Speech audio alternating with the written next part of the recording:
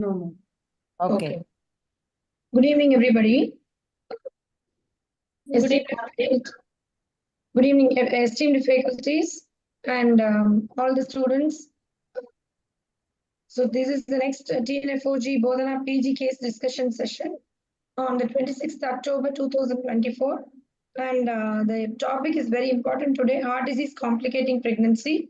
I welcome Dr. Amani ma'am to give a very warm welcome to all the candidates. We all know Ramani ma'am, who is the president of TNFOG for this current year, and she's the National Vice President of OXY 2020. And, okay, that is enough, Radhika. Okay. So, good evening, everybody. I have a great pleasure in welcoming the faculties for this very Bodhana that's conducted on this day. And we have with us two students, Dr. Monisha and Tarani, who are going to present cases on cardiac disease complicating pregnancy. And the internal examiner is Dr. T.S. Meena, and the students are from Balaji Medical College. And we have two eminent external faculties. One is Dr. Bharati Mageshwari from Meerut, and the second one is Dr. Ganita. So, why cardiac disease is important? Because the Tamil Nadu government is insisting that every patient should have a cardiac evaluation, echocardiography done during their antenatal period. The main reason is by doing this, we are able to pick up lot of cases with subtle changes, not a gross one. The patient who has got a gross cardiac lesion, she will be identified much earlier and may not. We have both congenital heart disease and rheumatic heart disease, which are the most common thing. But I think now the third group, cardiomyopathy and this LVOT obstruction and all other complications and post-corrective surgeries are post-corrective, like lesions of mitral and AST correction, VST correction, all those things are on the increase. Because earlier, we used to see only rheumatic heart disease, but now it has been taken over by the other congenital heart disease. And the most important thing for this is pre-conceptional evaluation, and pre-conceptional counseling is the most important thing, because we have now able to conquer some amount of postpartum hemorrhage and the hypertensive disorders, which are the cause for maternal mortality. But still, we do get patients who come in the late stage with pregnancy with cardiac disease, and it is very often very difficult to manage. And again, post-operative, that is valve replacement cases and all the other post-surgical cases are in the increase. So now we have eminent faculties who will be discussing this cardiac disease, and we have the students who will be presenting a case on mitral restenosis. Let us move on. Thank you, ma'am. Okay. I welcome Dr. T.S. Meena, ma'am, who is the professor and HOD Department of Obs and Gynae, Sri Balaji Medical College. She is the former director, IOG, UG and PG. She's been teaching UG and PG from Madras Medical College, and she's done her UG and PG from MMC, and she's a teacher for the past 28 years. And she's also my teacher in PG when I was in KGH. And she's been the examiner for the past 15 years. And Yeah, I think you can move enough, ma'am. You can go to the next. Welcome, ma'am. Thank you. Thank you, ma'am. I welcome. Bharati Mageshwari, has she joined? Has she joined? No, ma'am. She's yet to join. She's not able to join it. She just now called me. Join பண்றாங்க. Some link ஏதோ ப்ராப்ளமா recent பண்ண சொன்னாங்க. I'm just sending to her. Okay. Shall we introduce Dr. Ganita and then? Okay, I welcome Dr. Bharati Maheshwari, who is a professor and HOD of Obs and Gynae and IVF, Muzaffarnagar Medical College. She's the chairperson. She was the chairperson of OXY MTP Committee 2018 to 20, and she's done a lot in medical education. And she's the governing council member and ICOG, secretary UPCOG, and president of Meerut Obs and Gynae Society. Has authored many, and she's the editor of many textbooks of Obs and Gynae, published papers and review articles, and delivered Tomini Rao oration and other talks in national and international conferences. Welcome, Bharti ma'am. The other examiner is Dr. Ganita. I welcome Professor Ganita Madam, who is the Department of Obs and Gynae from ACS Medical College Hospital. She's done her UG from Lady Hardinge Medical College, New Delhi, and post-graduation from Government Medical College, Mysore. And she's a member of OXY and has published papers in various national and international journals. Her areas of interest are social obstetrics and menopause. Welcome, Dr. Ganita ma'am. And two candidates who are going to present are Dr. Dharani T, and she's doing her MS Obs and Gynae final year from Sri Balaji Medical College and Hospital. And Dr. Monisha Devi from also final year PG from Balaji Medical College and Hospital. Welcome, Dr. Monisha Devi and Dr. Thank you, ma'am. So we can start the session. So can you please? Ma'am, please share your slides, ma'am.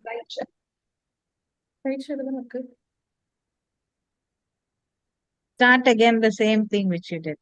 Yes, ma'am. Yes, ma'am. Can you see, ma'am? No.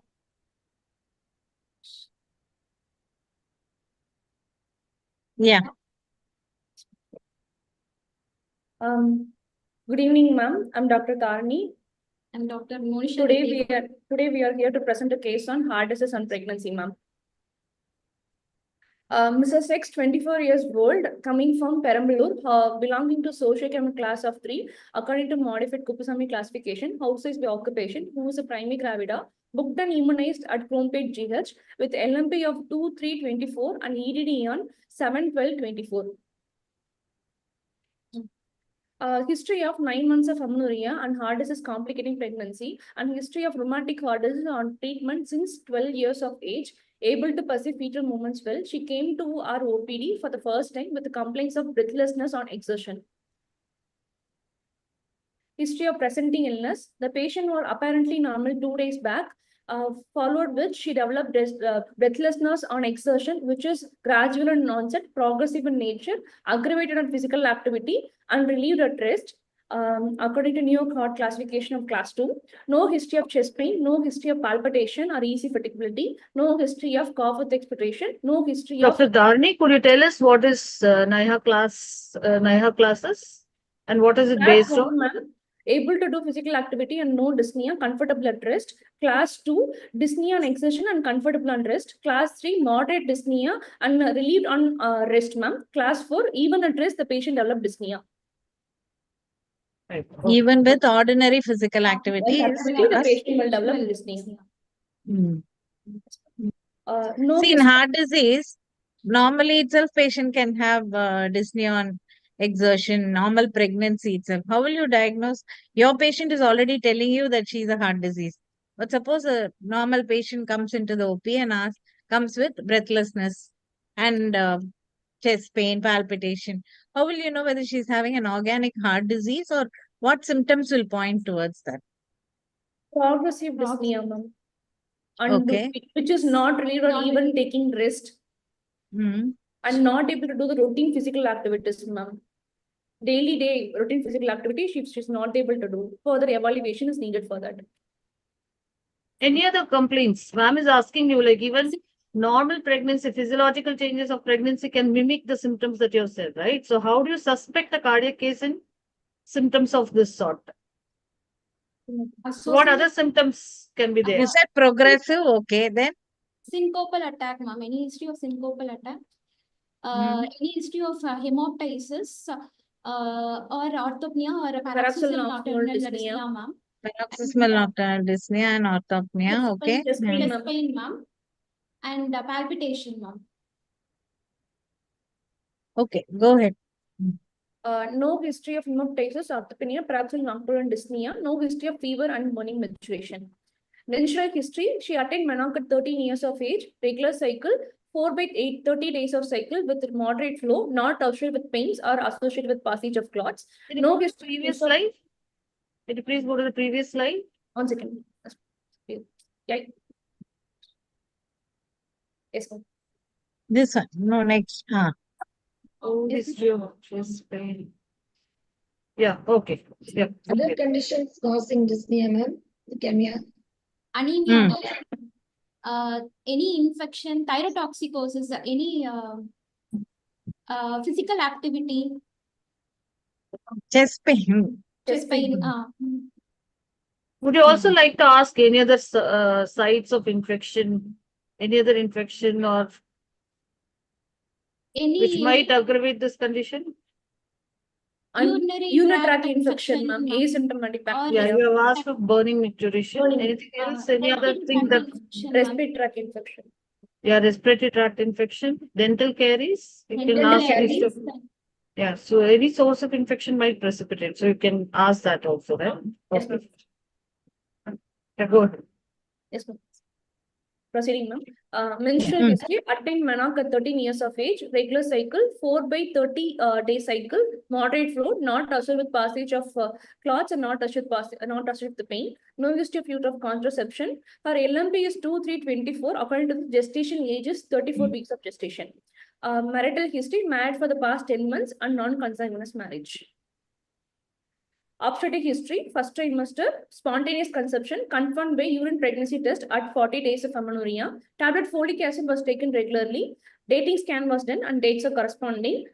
NT scan found to be normal. No history of fever with rashes or excessive vomiting. No history of chest pain, breathlessness or palpitation. Cardiology opinion obtained and advised to continue the pregnancy and continue tablet penicillin 250 mg BD. She was married for 10 months. Yes, ma'am. Already Ramani madam was telling now what is the importance. She's a known case of mitral valvuloplasty done. So what is the role of preconceptional counseling? Is needed.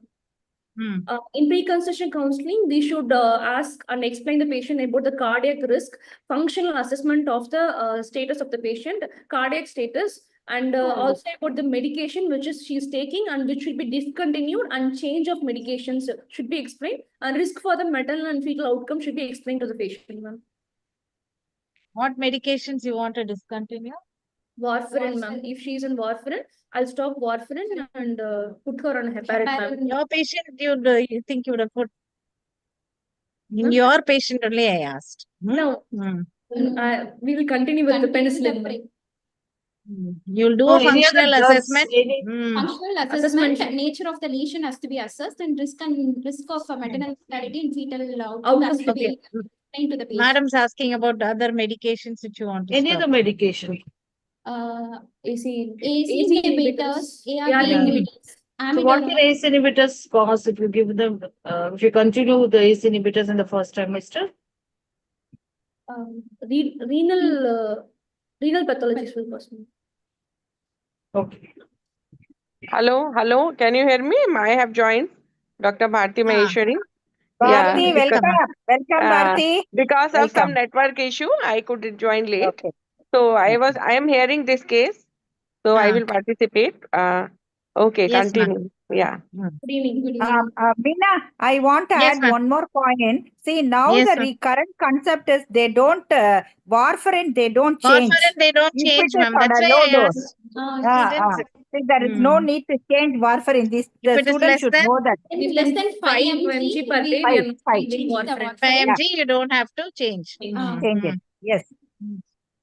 Second trimester, ma'am. Quickening felt at 5 months of gestation. Iron and calcium supplements were taken regularly. 2 doses of injection TD was taken. Anomaly scan was done. Anomalies ruled out. No history of chest pain, palpitations, or breathlessness. No history of lower abdomen pain, bleeding PV or leaking PV. Cardiology review obtained and asked to continue tablet penicillin 250 mg BD.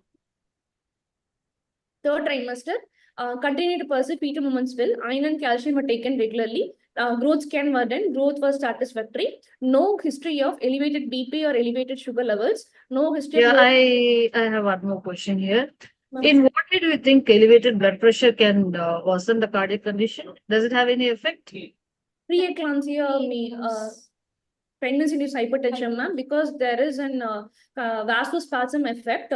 This vasospasm may increase the heart rate, that may increases the cardiac output and precipitate the cardiac failure, ma'am. Yeah, it is more not on the cardiac output. Basically, it is like the heart has to pump against, right? Cardiac load. Yeah, cardiac load increases, right? Because of the increased vasospasm. There is a generalized vasospasm. So that will cause the cardiac work to be increased. Okay. So there is a chance of her going for a pulmonary edema and cardiac failure, right? Okay. Yes. The patient is admitted for the above mentioned complaints and for further management. What are the conditions in the antenatal period which can precipitate cardiac failure and which you should watch out when you're doing the Anemia, examination? Hyper- Anemia, okay. Hyperthyroidism, asymptomatic bacteria, ma'am. Then Any infection. Any source of infection, dental caries, ma'am. What about the weight of the patient? weight. In overweight, obesity also. Obesity also can increase. Factor.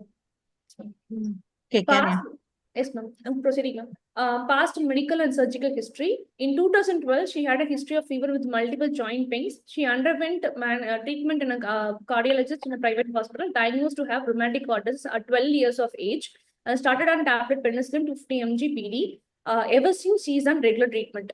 History of percutaneous balloon mitral valvotomy was done in 2016 in view of severe mitral stenosis in the MMC at 18 years of age. No, not a known case of diabetes mellitus, hypertension, tuberculosis. Yeah, one more question. What do we mean by severe mitral stenosis in pregnancy? When the normal mitral valve is 4 to 6 centimeter square, ma'am. So if it is a mild, it is 1.5 to 2, ma'am, and 1.5 to 1 is 1.5 to 2 to 2.5 is mild, and 1.5 to 2 is moderate, and severe is less than 1.5. Less than 1.5. Critical mitral stenosis is less than 1 centimeter square. So, yes, ma'am.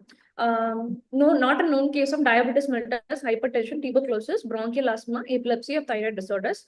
No history of stroke, transient ischemic attack, arrhythmias, and cardiac failure, ma'am. No history of previous blood transfusions were done for the patient.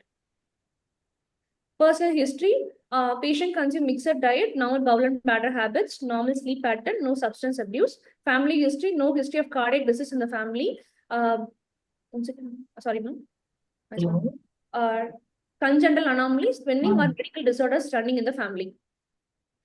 General examination of the patient. Patient is comfortable at rest, no dyspneic, not tachypneic at rest, moderately built and nourished. Height of the patient is 153 centimeter. Pre-pregnancy weight is 55 kg. The current weight of the patient is 65 kg. The weight gain in the pregnancy is 10 kg. The BMI according to the pre-pregnancy weight is 23.5 kg per meter square. Now, no pallor, icterus, cyanosis, clubbing, generalized lymphadenopathy, no peteal edema. JAB is not elevated. No signs of splinter hemorrhage, petechiae, osteonodules, Janvi lesions, and breast, thyroid, and spinal were clinically normal. The gait of the patient is normal. Vitals of the patient. The temperature is 97.3 Fahrenheit. The pulse is 88 beats per minute. Regular and regular rhythm, normal value and character. No radio delay or radiofemoral delay. All peripheral pulses are filled. No pulse deficit. The BP of the patient is 110 by 70 mmHg, measured in the right arm on a sitting posture and relaxed state. The respiratory rate of the patient is 16 breaths per minute, and the SpO2 of the patient is, saturation of the patient is 99% in room air. Systemic examination, the cardiovascular system and inspection after getting consent from the patient. The chest appears to be symmetrical. Trachea is middling. Chest wall moves equally with respiration. No pericardial bulge. No scar sinuses or dilated veins are seen. The apical impulse is not visible. Palpation, inspectory findings were confirmed. The apical impulse felt on left fourth intercostal space, 1 centimeter to the midclavicular line. No palpable thrill or one parasternal knee was noted. Auscultation, S1, S2 and mitral area, a rough, mumbled, low pulse, low pinched, grade 1 mid-diastolic murmur, best heard in the bell of the stethoscope and the patient in left lateral position. Breath hold in expirations, not radiate to the neck, axilla or the back. The tricuspid, aortic and pulmonary area, S1, S2 no murmurs are heard. So, I have a small question here. Go to the previous slide. What might be the auscultatory, not just in this case, okay? In auscultatory findings, what are the things that may be suggestive that this particular patient is having a cardiac disease? Murmurs, ma'am. S1, S2 is normally heard in all patients. S4 is a pathological murmur, can be evaluated only in heart conditions. And in case of mitral stenosis, in opening slab, mid diastolic murmur of pre-systolic concentrations, it is a typical sign for a mitral valve disease, ma'am. And added sounds and radiating of the heart sounds and parasternal heave and thrill or the increase in the grade of the murmur. A grade of more than 4, 5, 6 of the murmur indicates it's a thrill. And the parasternal heave is the visible pulsation of the heartbeat over the chest wall. So this indicates the underlying heart pathologies, ma'am. Good. Oh. Where is the apical pulse normally and what happens to it in pregnancy? Left fifth intercostal space lateral to the midclaviculine is the normal apical impulse felt. In case of pregnancy, left fourth intercostal space 1 centimeter lateral to the midclaviculine is felt. In pregnancy, left axial deviation and straightening of the left heart bar is noted. Carry. Yes, ma'am. Respiratory system, normal vesicular heart sounds are heard, bilateral air entry are present, no added sounds or basal creps. CNS system, no focal neurological deficit noted. Obstetric examination, inspection, after getting informed consent from the patient in her own language, the bladder is empty, the patient is supine position, and knee is semi-flexed, abdomen longitudinal distended, umbilicus in midline, the linea nigra and stria gravidum are present, all with respiration, no scar, sinus dilated veins are noted, and hernial arbus appears to be free. Palpation, the fundal height corresponds to 32 to 36 weeks with flanks are free. Symphysis fundal height corresponds to 32 centimeter. The fundal grip 34 centimeter. The fundal grip is soft, broad, non-independently blood mass corresponds to the breech. Umbilical grip, right side is limbus, left side is back of the baby. First pelvic grip is hard, round, independently bilateral mass corresponds to the cephalic and head is mobile. Estimated fetal weight corresponds to 2 kgs and the Liker is adequate. Auscultation, FHR is 142 beats per minute, measured on the left spino-umbilical line with the normal tone and rhythm.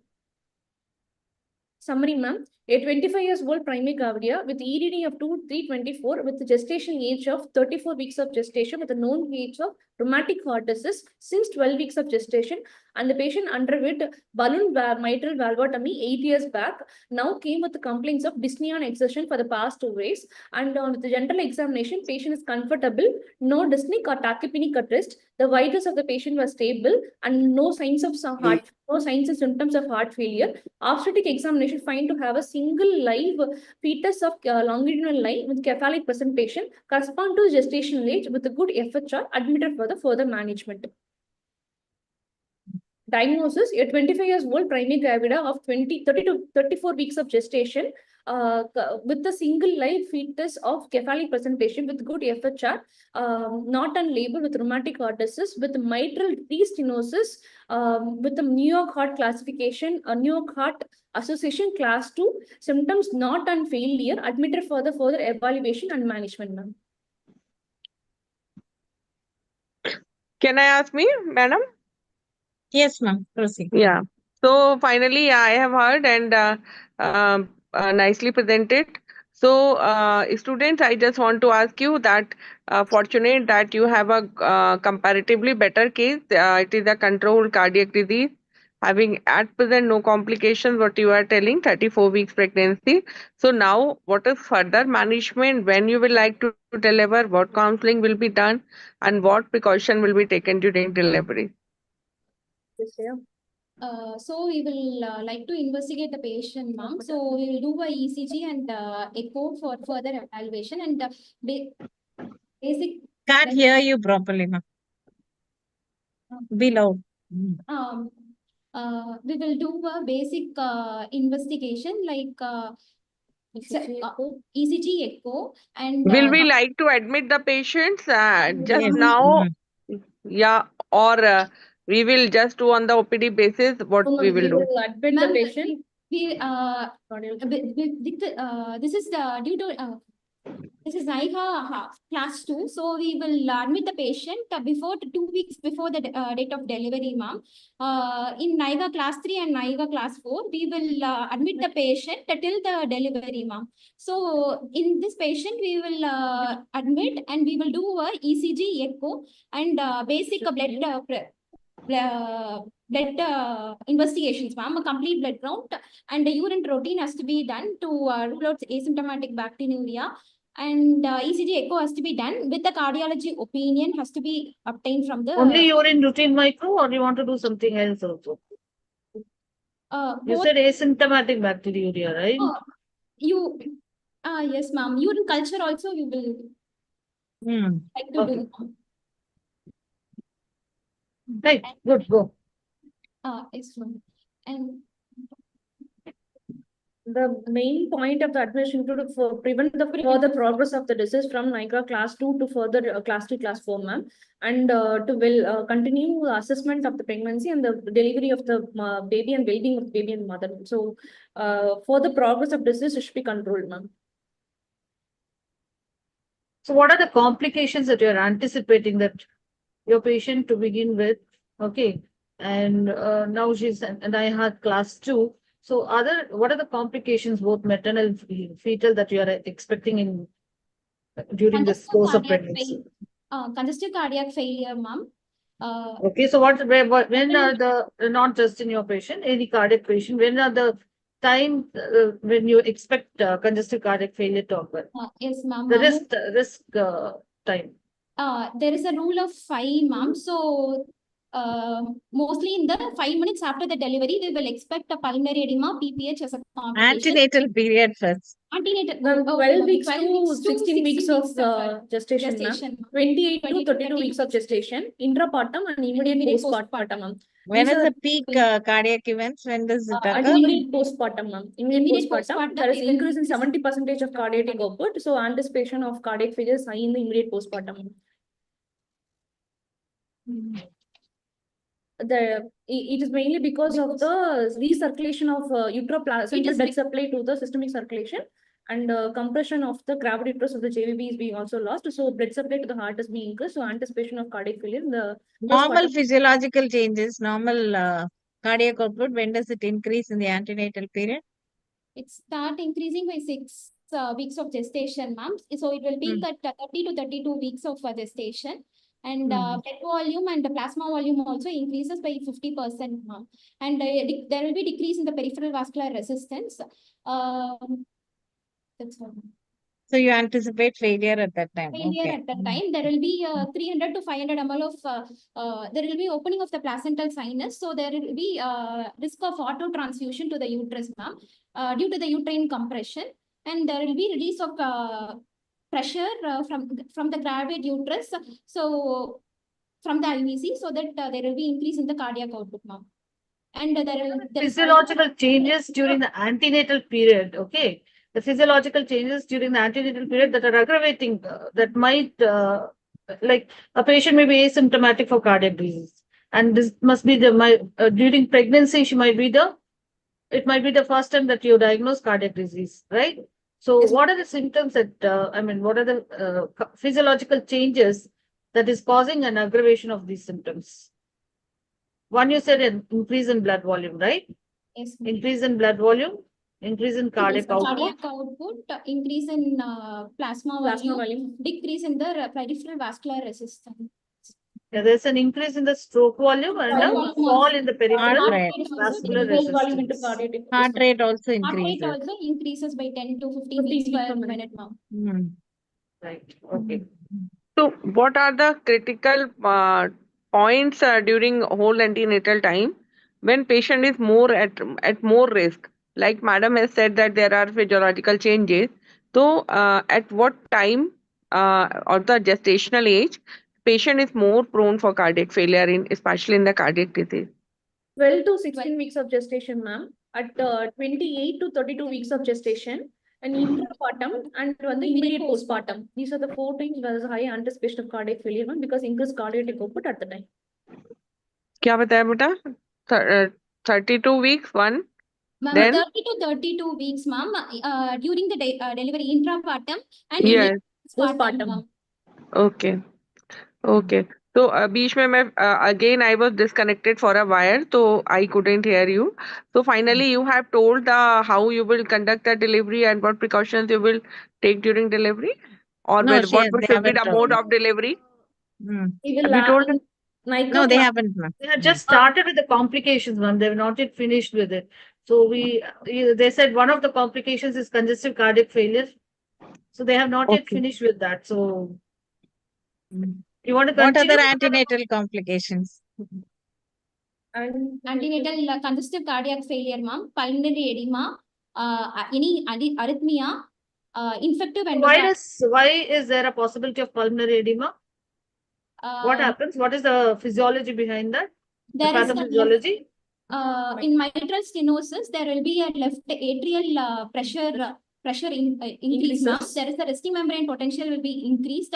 So there is increased amount of pressure in the left atrium. So it cannot, it causes a pulmonary congestion and leads to pulmonary edema, ma'am. Yeah, so pulmonary hypertension followed by pulmonary Edema. Good. Right. Then other things? What other complications can be there? Arrhythmia, ma'am. Arrhythmias. thromboembolic episodes, ma'am. Pulmonary embolism or infective endocarditis. Risk to fetus? Any risk to fetus? In risk to fetus? In case of a first trimester, there is an increased risk of spontaneous abortion, ma'am, and there will be increased risk of fetal growth restriction in the second and third trimester, ma'am, and there is an increased risk of also congenital heart disease to the fetus, ma'am, if the patient is having congenital heart disease. Because the incidence of congenital heart disease from the paternal and maternal origin are high, ma'am. Chance of I'll tell you. In this particular patient, you have said that patient came on 34 weeks. You have sent these investigation, what you have told us, and you have admitted the patients. And then what investigations, till what duration of gestation you will continue to pregnancy, and what investigation and how frequently you will like to do in antenatal period, if everything is going on smoothly. You have to admit the patients and do the routine basic workup, ma'am. CBC, urine routine, echo, ECG, everything had to be evaluated, ma'am. How frequently echo we will do if a patient is stable like that, as she is there, she's no dyspnea, she's in class 2 symptoms. Visit, ma'am. In NICA class 1 and class 2, we will ask the patient to at least come twice for cardiology visit, and we will ask them to come for each trimester. Each trimester on visit, we have to do an obstetric examination and also on a cardiac evaluation, ma'am. And each visit, again, we have to repeat the ECG and echoes, ma'am. So that Now your patient, you just talk about your patient. Your patient is at 34 weeks. So now what you will do, how frequently, until what gestation age you will like to continue the pregnancy. And yes. I will repeat the echo and ECG and basic work, ma'am. If everything turns out to be normal, I will discharge her with the warning signs and ask her to come back on each week of this pregnancy until 38 weeks of gestation, ma'am. At 38 weeks or 2 weeks before the EDD, I will admit her, ma'am, and allow her spontaneous progress of labor, ma'am. Spontaneous over the cesarean section, ma'am. Will such patients, if you are this is known patient of cardiac patient, and will you like to deliver where the cardiologist and multi-specialty is available? Yes, Or if it is not available, so will you prefer to refer there because it is already known? Or if you will, there are no higher facilities at near place, you will like to do at your place? And if it is so, then what consequences can happen? Though you are in medical college, of course, so you have all facilities probably. So such question is not for actually you, but in the practices, those patients comes to them, then they should refer definitely to higher center. Yeah. If it is a primary health care center, we have to refer all to all the cardiac risk pregnancy to the higher center, tertiary center, ma'am. Even not in PSC, even some hospitals and where the where the tertiary center is not there, or the good medicine department or good cardiologist is not there, they should also refer. Not PSC is very small, and they definitely they refer CSC or district hospital, but even practitioners and anyone, they should not do without consulting to a specialist. So what like when you will like to consult them, how frequently, and some input on that, ki how we take the input of other specialists, and what a specialist would be required particularly. We आप don't लोग get the normally what you do in your No? center in such cases occur?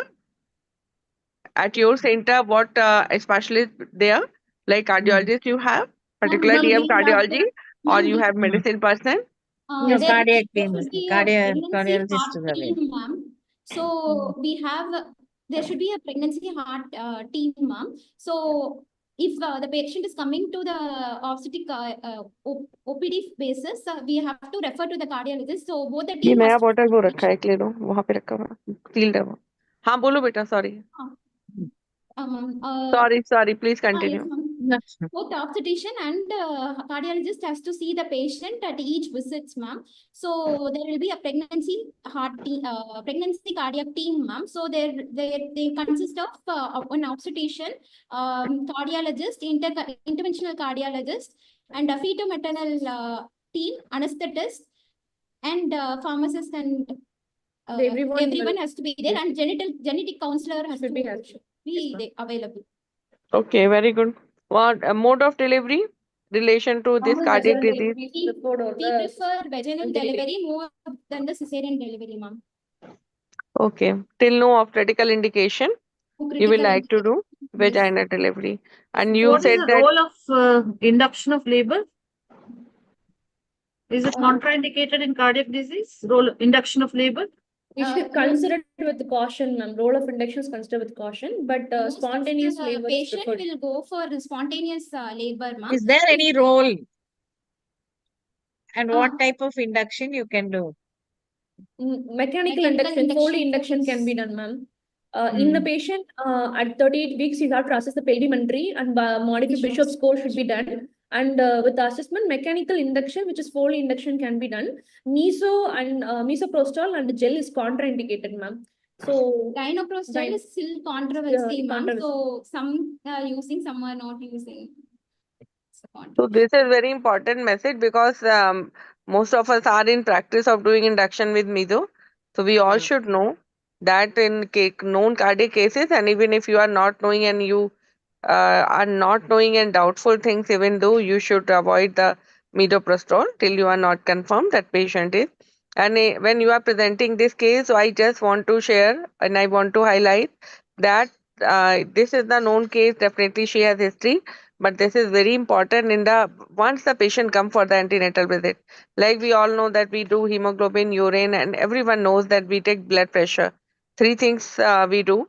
But again, CBS just put the stethoscope on the heart, and once just hear the lung sound and heart sound. That is very, very, very, very important, because most of the time our subordinates they do, and we don't take. We think that if patient is not having any complaint and she's okay, everything would be all right. But sometimes after delivery, whenever sudden there is some collapse or some things happen, and then retrograde we diagnose it. So we have a regret ki why we have not put up in a single. So senior doctor, like it's not like only resident or intern, junior resident or intern. Once you should put a stethoscope and just then write down CVS, no abnormality detected, lungs, no abnormality detected. So yes, now further what things are left. Induction you will not like to do by misoprostol, okay? And 38 weeks pregnancy, 38 weeks duration is done, and patient does not go in the spontaneous labor. Then she comes to you, you admit her. Now how you will proceed? You will like to deliver the patient? Mechanical. So how you will do like induction, how you will do induction? No contraindication for obstetrical delivery, so how you will proceed? Usually we will admit the patient, ma'am. We will reserve adequate blood for cross-matching and typing to case of PPH, we will use blood. So we will secure a 2 IV line, ma'am, and vitals monitoring has to be done. Pulse rate, BP, and SpO2 monitoring has to be done. Strict How frequent you will do during the first stage? Monitoring of ECG monitoring is done now. Continuous electrical ECG monitoring has to be done. Continuous ECG monitoring is done for the patient. For the baby, continuous electrical heart rate monitoring is also done, monitoring. And input-output chart should be maintained. All the vitals should be monitored, ma'am. And you put the patient on restricted diet, ma'am. And the patient put on left lateral or proper position, ma'am. We should not advise her on lithotomy position, ma'am. So we will put her on left lateral position. And adequate analgesia has to be given for the patient. We can give IV morphine also we can give, ma'am. If in case of epidural anesthesia also can be given. In some condition, it is contraindicated like AS, coaptation of aorta because of the reversal of shunt. Or else we can. How about IV fluids? Restricted IV fluids has to be maintained. Fluid overload should be avoided. If you want to augment with oxytocin. Oxytocin is given the infusion pump. Through the infusion pump, we have to in a concentration drip, we have to give the oxytocin. So if at all you are going to use, you better use a concentrated infusion. Okay. You always ensure that oxygen is always available. Oxygen is not. What is the role of infective endocarditis prophylaxis? In which conditions you will give? In case of active vaginal infections, the prophylaxis for infant endocarditis is done, ma'am. Patient has any recent infection or urinary tract infection, dental caries, then infective endocarditis prophylaxis should be done, ma'am. No, during labor, I'm asking. Your patient intrapartum. During who are the candidates you will give infective endocarditis? There is a history of any pericardium cardiomyopathy or there is a prosthetic mechanical valve, cyanotic heart disease, and corrected cyanotic heart disease, uncorrected cyanotic heart disease with residual valve, and previous history of any infective endocarditis or known case of cardiomyopathy is there. Then infective endocarditis prophylaxis should be done, ma'am. So routine infective endocarditis prophylaxis is not needed. Yes, ma'am. Only in high risk we will give the infective endocarditis prophylaxis, ma'am. Okay, she's gone into this first stage. Now, active phase. Second stage of labor. Second stage, ma'am? Second stage of labor. But cut short the second stage of labor by forceps or vacuum delivery, ma'am. But vacuum is preferred over the forceps, ma'am, because in vacuum we can in forceps put the patient lithotomy position, ma'am. In case of forceps, no need for lithotomy position, ma'am. So vacuum is preferred to avoid supine hypotension syndrome. But in vacuum, the maternal effort has to be there, no? Yes, ma'am. Yes, ma'am. So you are well versed with the vacuum delivery, students. You do. You do vacuum deliveries. You are well versed with the vacuum delivery. Yes, ma'am. You know how to do vacuum deliveries. You are trained, or you have seen, you have observed. Yes, ma'am. We have observed. We have seen. Okay, so it is very important because cut short second stage of labor you may need in the many high risk pregnancies. So you should be aware about the vacuum delivery, how to think. And again, when you are monitoring the patients and when patient is under your supervision, so always time to time counseling is also very important. So what is the role of that counseling and what type of counseling you should do? Patients is in labor and she's a cardiac patient, she has certain risk. So what counseling and informed consent you should take? Counseling regard the ICU admission, ma'am, HICU admission, any history of blood transfusion or intubation if needed, any history of heart failure, what will be the signs of heart failure, the outcome of the patient should be explained, and also fetal outcome should be explained, and subsequent pregnancy, what will be the effect or passage of the disease should be explained to the patient, and the counseling regarding the contraception is very important, ma'am. And again, I just want to tell you that, or just want to ask you that in this particular case, so though it is properly operated and it was a mitral stenosis, and they are not, they are comparatively remains stable. But what are the other heart disease? If they could be, can have more complications and more risky, and uh, and what are the other heart disease in which pregnancy is totally contraindicated? Ma'am, this includes in modified WHO class 4, ma'am, where Eisenmenger syndrome, primary pulmonary hypertension, Marfan syndrome with aortic root dilatation of more than 45 mm, ma'am, and Marfan syndrome with bicuspid aortic dilatation of more than 50 mm, ma'am, and severe MS and severe AS, that is mitral valve less than 1.5 and aortic valve less than 1 centimeter square. Is contraindicated for the and previous history of peripartum cardiomyopathy is contraindicated to undergoing pregnancy. For these patients, we have to advise MTP, medical termination of pregnancy, in the first trimester. If they come in the first trimester. Yes, ma'am. Okay. So So now that we, you mentioned about the WHO modified risk scoring, can you tell us any other scoring systems that are there? Cartwright scoring and Zafara scoring. Cartwright is done for systemic heart disease, ma'am. Zafara is done for cyanotic heart disease. Cartwright Congenital heart disease for Zafara is for congenital heart disease. Cartwright 2 scoring consists of history of any of syncopic attacks or history of mitral mechanical valve and neo heart classification of 2 and 3. These consist of score 3, ma'am. And score 2 consists of any left ventricular defect. Radhika, we have another 10 minutes, right? Shall I Yeah, continue? yeah, okay. History of left ventricular obstruction, left ventricular dysfunction, history of coronary artery disease, history of high risk arteriopathy. This consists of score 2, ma'am. No history of pediatric cardiac attack, score 1. Late pregnancy assessment also score 1, ma'am. According to this, the scoring is 0 to 1. 2, 3, and more than 4 and more than 4, ma'am. And the risk of if a score of 0, risk for the pregnancy is 5%, ma'am. And if it is a score of 2 point, it is a 5% chance, ma'am. And if it is 3, it is a 15% chance. If it is a 4, and it is 21% chance, 22% chance. And if it is a score of more than 4, it is a 41% chance, ma'am. So you should be aware of all these risk scorings. What is the role nice. of cardiac surgery? When will you do cardiac surgery in pregnancy? Cardiac surgery will be done in the second trimester, ma'am. Pre-conception cardiac surgeries are advised, ma'am. If the patient is pregnant, then second trimester cardiac surgeries are advised, ma'am. Or post-pregnancy delivered cardiac surgeries are advised, ma'am.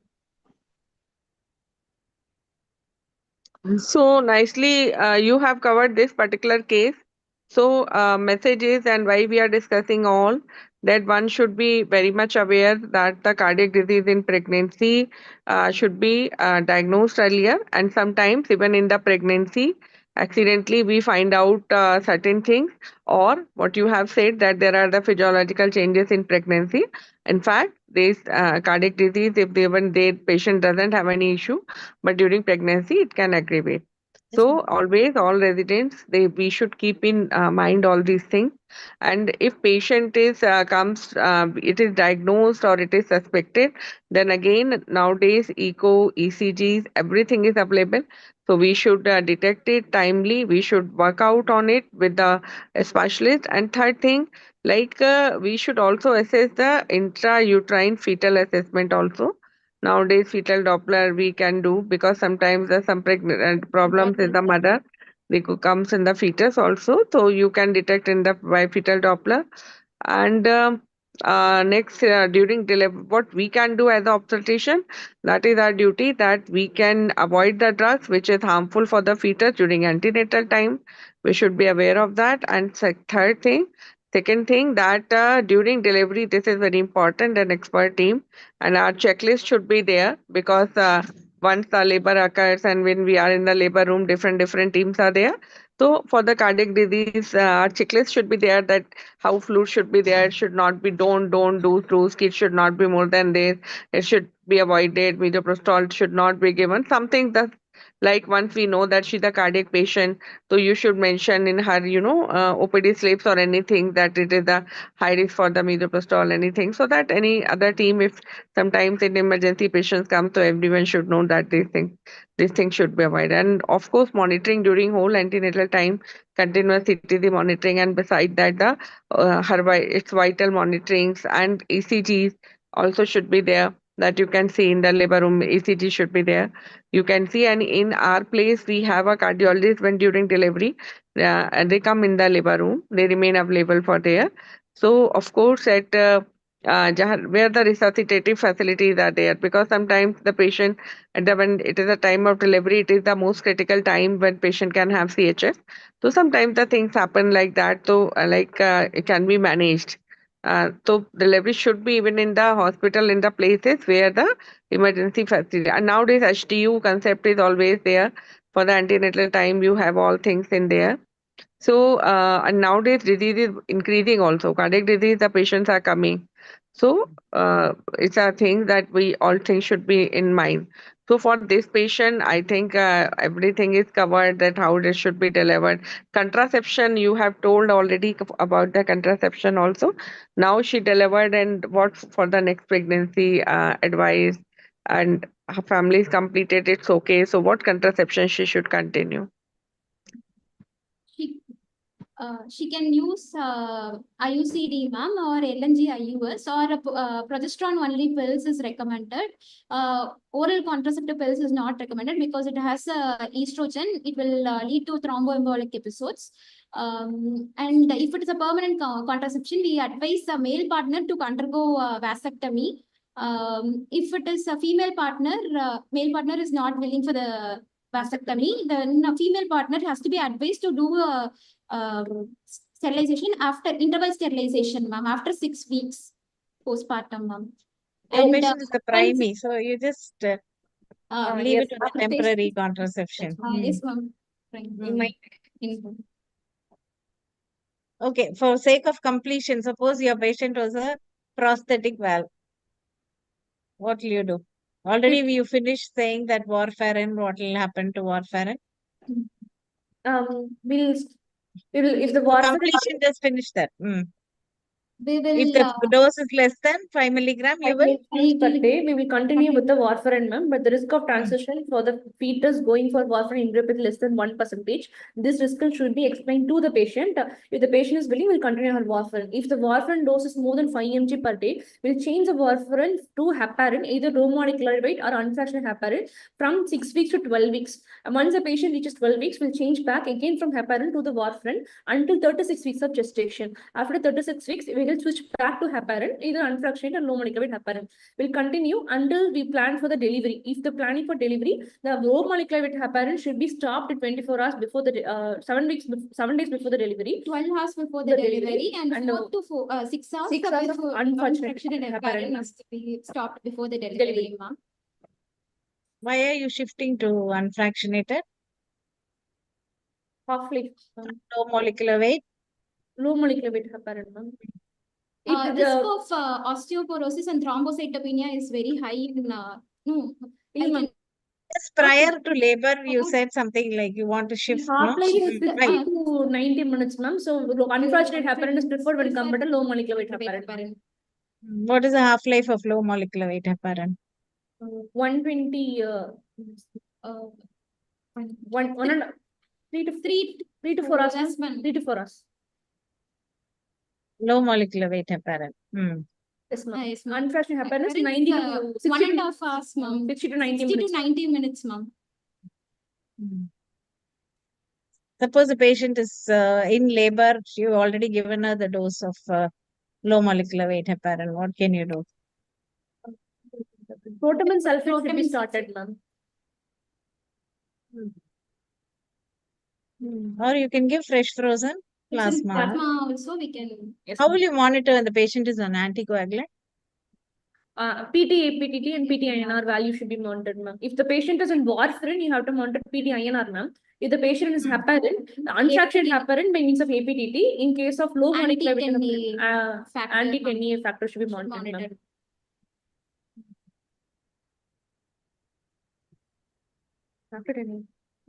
Anything else, ma'am, you want to ask? Did you tell us about the active management of third stage of labor? What about that? Methyl ergometrin should be avoided, ma'am. Where oxytocin and carbendazole can be given, ma'am. And oxytocin has you to be must given go in for the active management of third stage of labor because these patients poorly tolerate yes, ma'am. postpartum hemorrhage, right? And there are a few drugs which, like methyl ergometrin, is contraindicated. Contraindicated.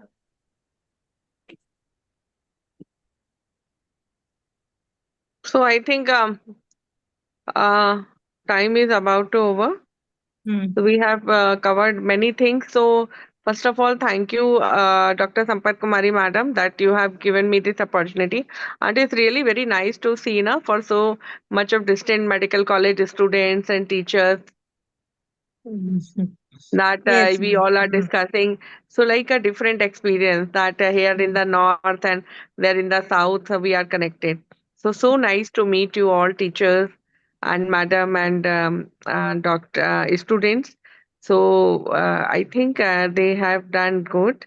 Continue to do good work, learning, continue to learn, and it's fine, everything. And for me, it is a very good experience. Thank you very much. Thank you. Thank you, ma'am. Thank you, ma'am. And thank you for giving this opportunity, TNFOG team. And ma'am, your students are very well prepared, very enthusiastic, ready with all the answers, questions, and Thank the you, ma'am. answers are coming like rapid fire round. They're very fast with answering, very nicely prepared, and the presentation They're all was final awesome. year students, so Yeah, they I'm have to ready be to go prepared. for their exams. Yeah, Yeah. but the students are very good. So best Yeah. wishes, and madam is also their medical college in her leadership. They are doing good, and madam, you are also very sweet and learned person. So it's really nice to see whole, and it seems that you keep students in very good environment. The students are very expressive and they are learning so well. So Thanks, ma'am. Thanks for the amazing. compliment. Yeah. Thank you, ma'am. Student, you want to ask something? तुम भी Any पूछ सकते doubts हो. or anything? Yeah.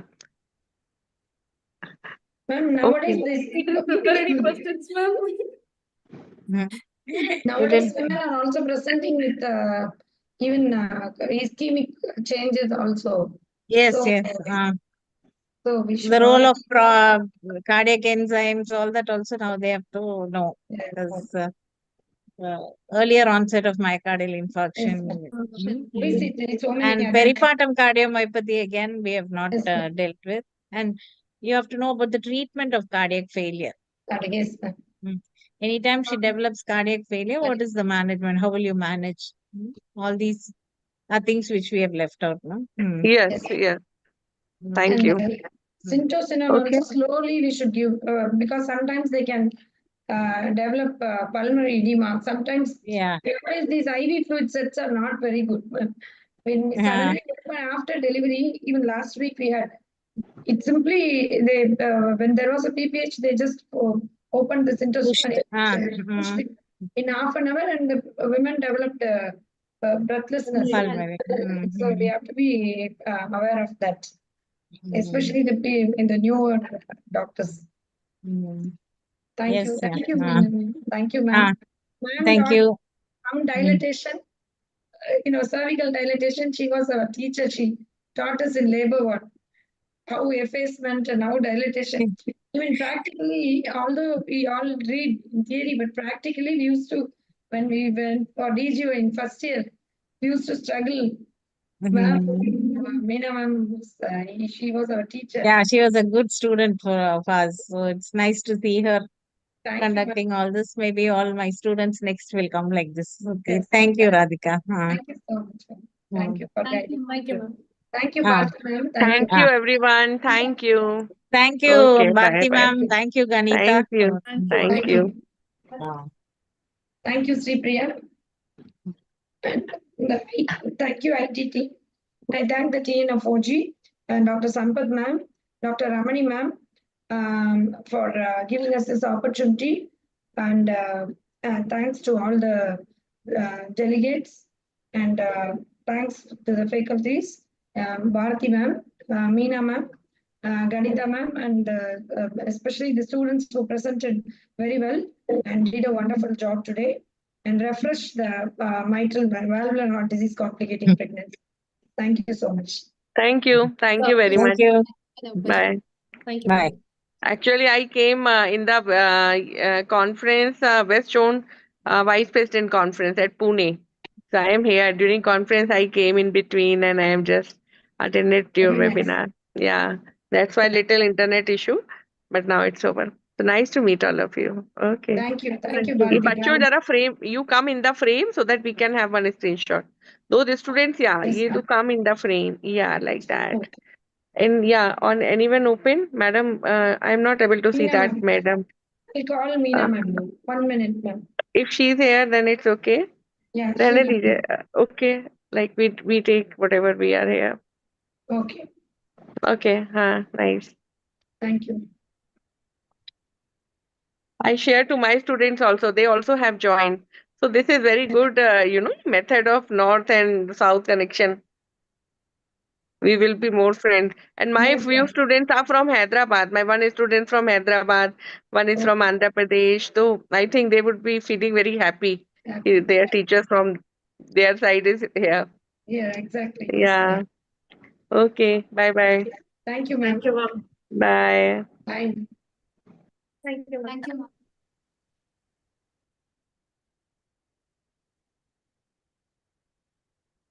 Thank you, ma'am. Priya? 1 minute, I'll call and see Priya.